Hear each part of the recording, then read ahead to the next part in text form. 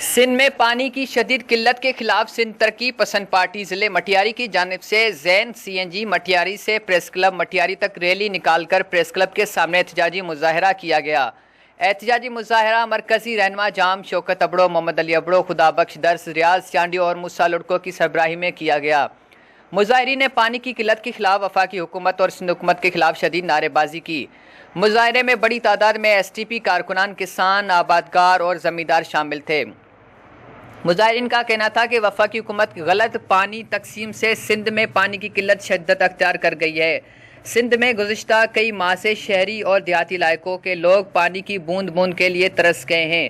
سندھ میں زیر زمین پانی زہریلا ہونے کے باعث شہریوں میں پیٹ کی بیماری پھوٹ پڑی ہے۔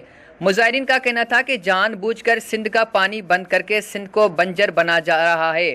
مظاہرین نے خبردار کیا ہے کہ اگر سندھ کو اپنے حصے کا پانی نہیں ملا تو صوبہ پنجاب بارڈر بند کریں گے۔